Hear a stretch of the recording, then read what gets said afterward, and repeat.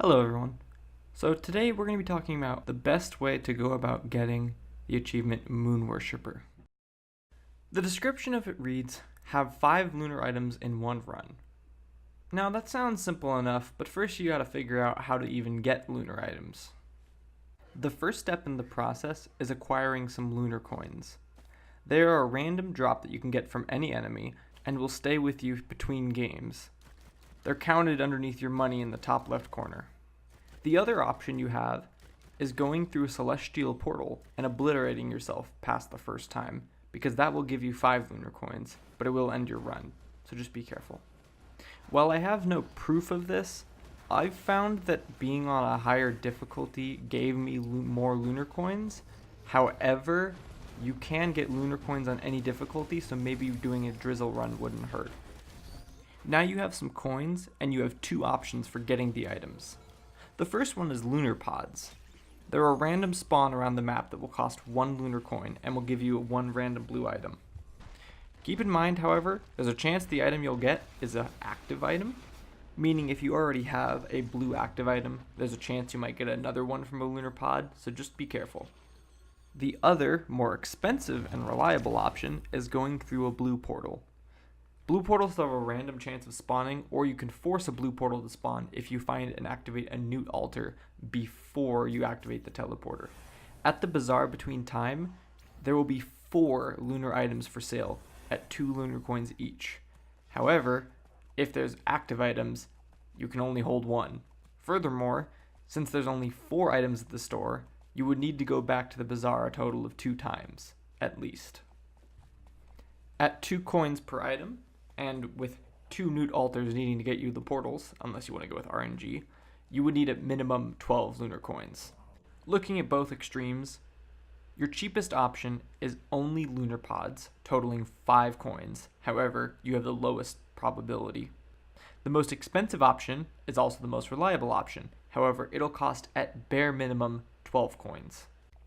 What this means is that if you have a lot of free time and are able to do a nice long run, most likely on drizzle to keep it safe, you could probably go with just the lunar pods. You have to have at least 5 or 6 coins ready and just go through the levels, scour for lunar pods. If not, just skip to the next level and keep her going.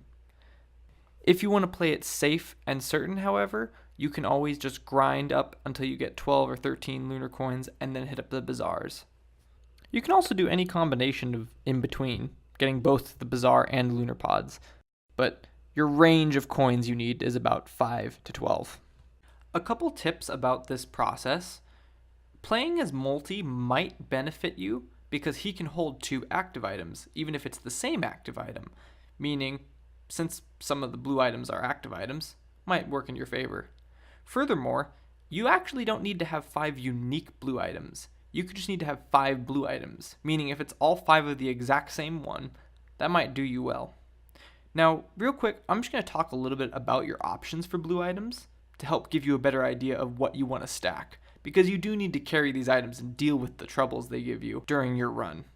One thing I suppose I should have mentioned earlier is that the idea behind blue items is they are a give and take. There's something good about them, but they come at a cost. I'm just going to tell you which of these blue items are better than their cost and which of these blue items are maybe not better than their cost. There are a total of 8 blue items, or lunar items as they're properly called. However, for the purpose of this, I'm going to show you only 6 of them because the 7th one is unlocked through kind of a weird process that I'll have another tutorial for you sometime in the future, and that 8th one is actually what you unlock. The 6th one, however, has an achievement behind it, but the thing is getting 15 kills isn't the hardest achievement, or getting a 15 kill multi-kill isn't the hardest thing to do and doesn't really warrant a tutorial. So I'm just going to show you the 6 items. Starting off with shaped glass. Probably one of the most straightforward blue items in the game. It just doubles your damage in exchange for half your health. No matter who you're playing or for any reason, it's a fair gamble. You do more damage, but you can take less damage. Probably would be better for someone like, say, Multi, because he has a higher health pool. However, definitely one of the items that you could stack if you wanted to. Just having too many of them could mean that you have a really, really low health pool, and come late game, you could get easily bursted, so just be careful. Switching from an okay blue item to an absolutely terrible one. Sonicare, or Broken Crown as it's actually called, is currently an item that you don't want to touch. Its effect is that it has a 30% chance to give you gold when you hit something, but you lose gold equal to the damage you've taken when you get hit, which is a fancy way of saying it gives you a few extra pennies, but if you get touched, you lose all your money. Mathematically, it's just broken. Do not touch this item. Next up, you have Transcendence, which I personally think is the best blue item to date. That is because the downside isn't too bad of a downside depending on how you choose to itemize. See, the idea behind Transcendence is that it turns all of your health but one into shields. The upside is that shields regenerate a lot faster than health, but you have to be out of combat.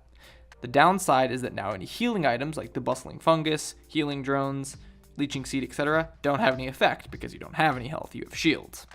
However, each additional stack of Transcendence increases your max health by a good chunk, and so if you wanted to get 5 of these, that would actually be a safe plan. After we have Corpse Blossom. This one I kind of have mixed feelings on. I kind of get the idea behind it. It gives you double the healing, but it makes it so you can't heal any more than 10% of your maximum health per second, which in turn means it makes all your healing delayed. It makes it over a period of time. And to some degree, it can be useful. Depending on who you're playing, having more healing but not all of it instantly isn't the worst thing.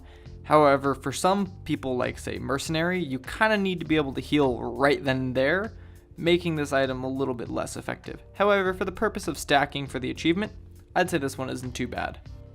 Next, we move on to the first active item, the Effigy of Grief. Or Effigy, but Effigy is funnier. Basically, what it does is when you activate it, it places down this totem that creates a barrier, a little zone, if you will, and anyone who enters it, including you, your friends, and enemies, will be slowed to half speed. It's not the worst active item in the world, and you can pick it up at any time.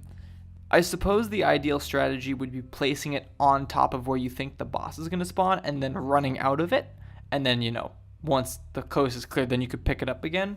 But in all honesty, it's not the greatest to use, but for the purpose of the achievement, holding on to one wouldn't hurt. Lastly, we have the Hellfire Tincture, another active item, and this one I actually think isn't too bad. You just have to be careful with it. Effectively, what it does is it will burn you for 5% of your health every second. It'll burn your allies for half of whatever that damage is, and enemies for 24 whatever that damage is. Now, obviously, you have to be careful because you could take damage from other sources while it's burning you, and it can kill you, and it lasts a few seconds. But it's a pretty good source of damage, and of course, it's a blue item, so maybe holding on to it wouldn't hurt. And not to mention, for the last two items, the Effigy and the Tincture, you don't have to use them. You just have to hold on to them. I mean, you can keep them in your active slot and just never use it. Just an idea. After completing the achievement, you will be given the item Glowing Meteorite. It's an active blue item that, well, it's just better to show what it does.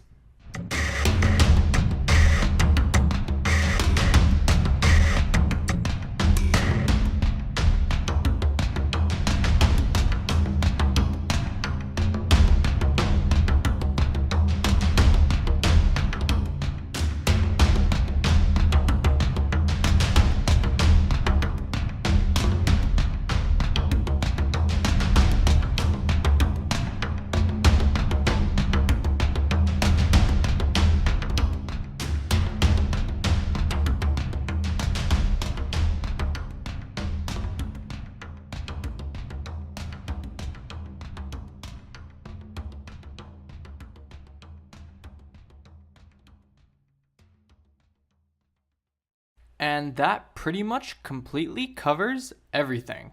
So now you know how to get lunar coins, how to get blue items, what it gets you, all that good stuff. And if this helped you, then drop a like.